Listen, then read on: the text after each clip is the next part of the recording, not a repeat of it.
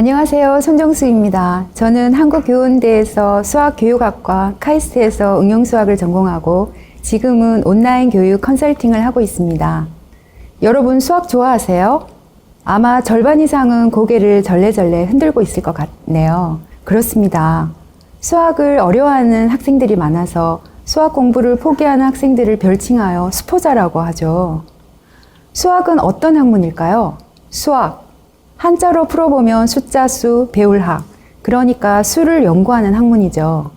수학의 분야를 크게 나눠보면 수와 식으로 표현되는 대수학과 도형과 공간을 연구하는 기하학으로 나눌 수 있어요. 교과서에서는 수학은 수학적 사고력과 문제 해결 능력을 키운다라고 나오죠.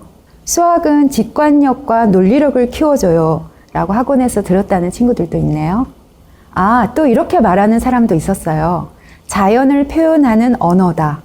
이는 17세기 이탈리아 수학자이자 천문학자이며 철학자이기도 했던 갈릴레이가 한 말이에요. 네, 좋아요.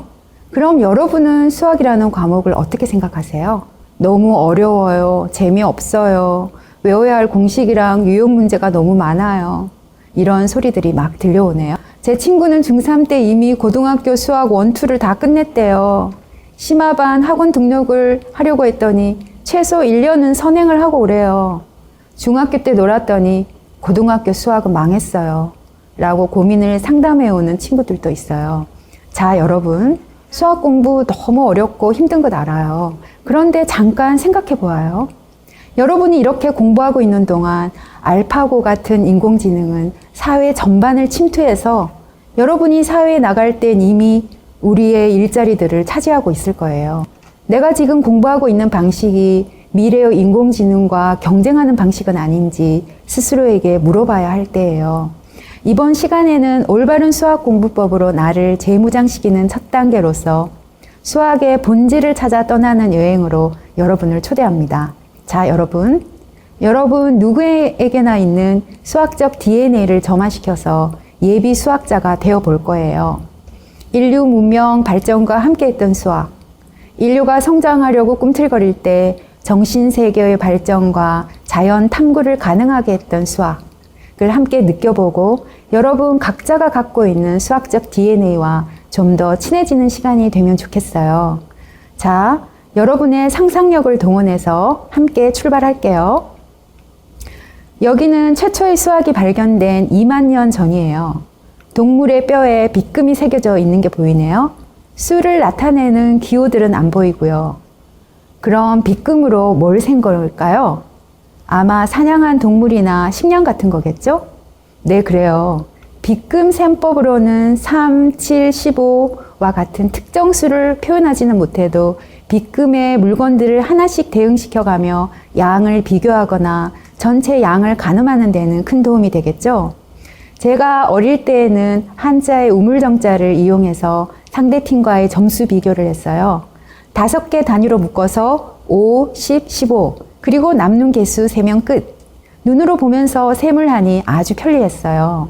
수가 태어나기 전에 인류는 대응관계를 이용해서 셈을 했던 거죠. 자, 이젠 예일대학교에 소장된 기원전 1700년경 고대 바빌로니아 유물을 보러 왔어요. 점토판에는 정사각형이 그려져 있고 그 대각선에는 서령 문자가 적혀져 있는데 2의 제곱근의 근사값이네요. 실제 계산해보니 2의 제곱근의 소수점 아래 8째 자리까지가 정확해요. 그때까지는 피타고라스 정리가 아직 탄생하지도 않았고 2의 제곱근을 정확하게 이해하지도 못했는데 소수점 아래 8째 자리까지 정확하게 근사값을 계산해서 생활에 활용하고 있었던 거죠. 놀랍죠?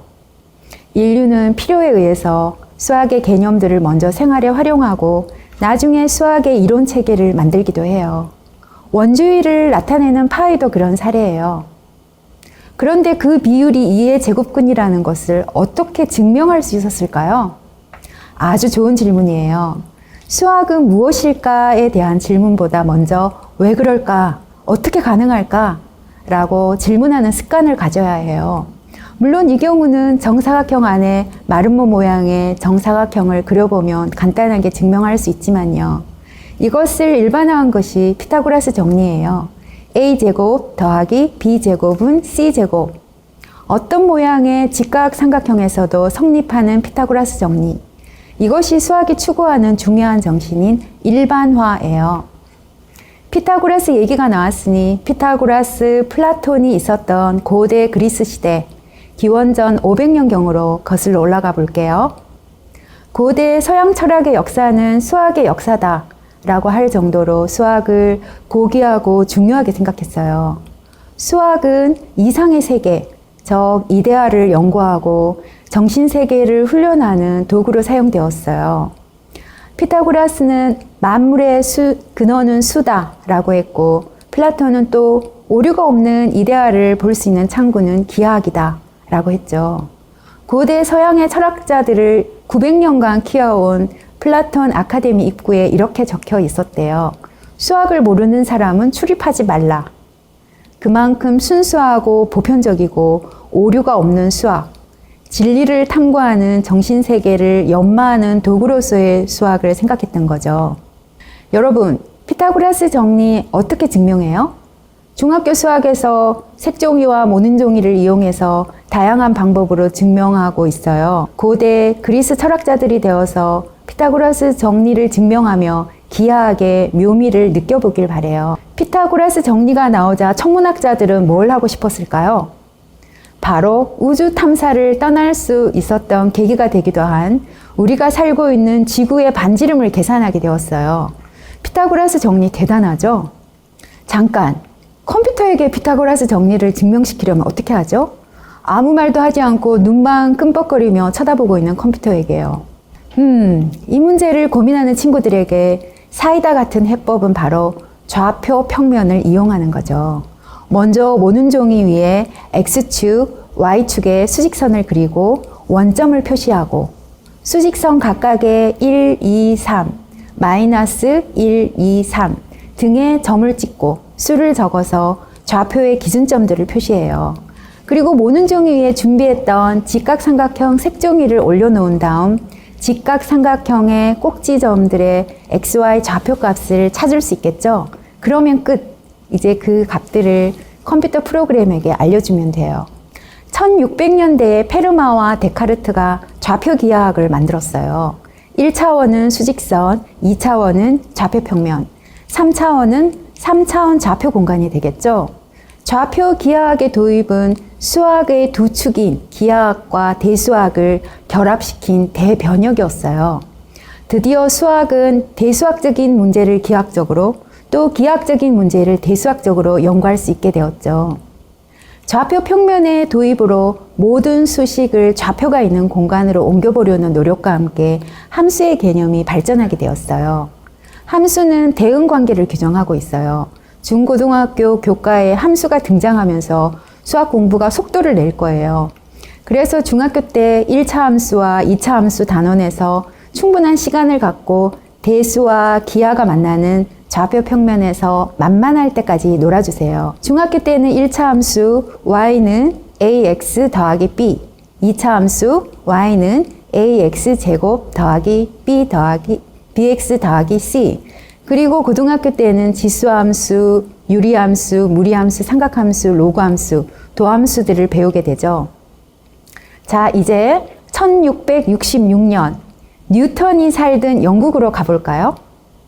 사과가 나무에서 떨어지는 것을 보고 만유 인력을 깨달았던 뉴턴의 나이는 그때 23세. 대전염병으로 런던 인구의 4분의 1이 사망했던 절망의 시기였어요. 뉴턴은 고향으로 내려와서 지내게 되었어요. 그런데 어느 날 무심코 벤치에 앉아 있는데 사과가 뚝 떨어지는 거예요. 그 떨어지는 사과를 보고 직관적으로 느끼게 되었죠. 우주의 움직임에 작용하는 그 힘과 지금 사과가 떨어지는 것에 작용하는 그 힘에 뭔가 동일한 원리가 작용할 것 같은 직관 말이에요. 그때 아하! 라며 무릎을 탁 쳤을 것 같지 않으세요? 뉴턴은 직관을 느끼고 그 단계에서 멈추지 않았어요. 이젠 그 법칙을 찾아내고 증명할 단계였죠. 뉴턴은 흥분된 감정을 품고 마침내 그 법칙을 찾아냈고 그것을 증명하는 도구로 미적분도 발견하게 된 거예요. 그렇다고 그 과정이 순탄하진 않았어요. 미적분의 핵심이 무한소와 무한급수인데 그때까지 무한소의 개념은 없었거든요. 아니 무슨 이런 게 다 있어? 무한소라니 0도 아니고 무한히 작다는데 얼마나 작은 거야? 유한수도 아니고. 그때까지의 수학의 이론 체계와 증명 방법으로는 논리적으로 설명할 수 없었어요. 미적분은 뉴턴과 라이프니츠 두 수학자에 의해 발견되었고 그 이후에 많은 수학자들 덕분에 지금 고등학교 때 배우는 이론 체계로 완성이 되었어요. 평소 관심 분야에 대한 호기심과 왜 그럴까? 라는 질문에 끝까지 답을 찾고자 하는 집념, 또 깨달음의 순간에는 그 실체를 구체화하기 위한 몰입과 연구, 그리고 나서 보편적이면서도 객관적으로 설득할 수 있는 논리적인 증명과 증명 도구들의 발견, 이 3박자가 수학 공부에서 연습하고 길러야 할 수학적 소양이에요. 위대한 수학적 소양을 발휘했던 또 하나의 위대한 업적을 소개할게요. 그것은 바로 350년간 미해결 난제로 남아있었던 페르마의 마지막 정리를 풀었던 앤드류 와일즈의 스토리예요. 1963년 앤드류 와일즈의 그때 나이는 10살. 동네 도서관에서 최후의 문제라는 책을 읽다가 페르마의 마지막 정리를 만나게 되었어요. 피타고라스 정리는 쉽게 이해가 되었는데 페르마의 마지막 정리, 즉 x의 n승 더하기 y의 n승은 g의 n승은 정수해가 없다. n은 3 이상일 때. 수학자들이 다 실패했던 그 증명을 언젠가는 풀어보겠다고 와일즈는 가슴에 꿈을 품었어요. 20년간 포기하고 있다가 어느 날 자신의 전공 분야인 타운곡선 이론과 연관이 있다는 얘기를 듣고 그로부터 7년간 매달려서 마침내 30년 만에 꿈을 이루게 되었어요. 7년간 몰입하고 연구하는 동안 현대 수학의 모든 테크닉을 다 동원해서 이를 증명해낸 와일즈는 대통일 수학의 지평을 열었다라는 위대한 업적을 인정받게 되었어요. 자, 여러분, 중고등학교 수학에서 배우는 수학 기호, 그리고 공식과 이론들 하나하나에 수많은 수학자들의 열정과 삶이 담겨 있어요. 그 스토리들에 귀 기울여 보세요. 수학의 정신과 수학의 깊이가 느껴질 거예요. 지금까지 언급한 수학자들 외에도 유클리드, 아르키메데스, 가우스, 프리에, 튜링 등 고대로부터 현대 수학에 이르기까지 인류 문명의 발전과 자연 탐구에 필요한 수학 이론들의 삶과 열정을 바친 수많은 수학자들이 있답니다. 수학에는 진리를 찾고자 하는 철학이 담겨 있고 보편성과 객관성을 추구하는 탐구 정신이 들어있으며 또 합리적이고 논리적으로 증명하고자 하는 비판적 사고가 담겨 있어요. 수학은 세상을 바라보는 수학적 안목과 생각의 틀을 갖게 해줘요. 자연과 각종 현상에 숨겨져 있는 규칙과 패턴과 관계와 구조와 논리적 연관성들에 눈을 뜨게 해주죠. 우리가 수학적 사고를 하게 되는 거죠. 수학은 옳고 그름을 논리적으로 증명하려고 하는 습관을 갖게 해요.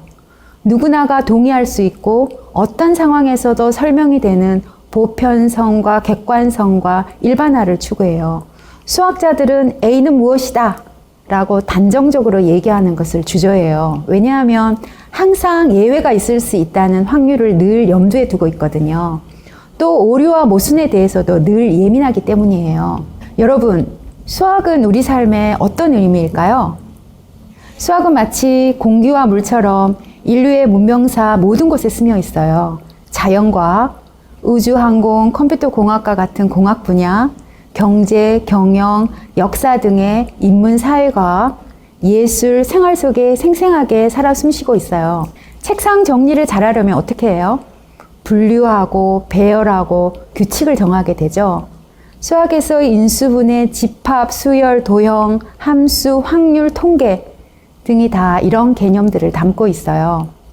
물건의 바코드나 신용카드의 마그네틱 코드에도 응용되어 있어요. 인수분해를 해서 최종적으로 얻는 소수는 어디에 쓸까요? 바로 최첨단 정보전쟁에서 정보를 보호하는 암호의 소수가 사용되어요.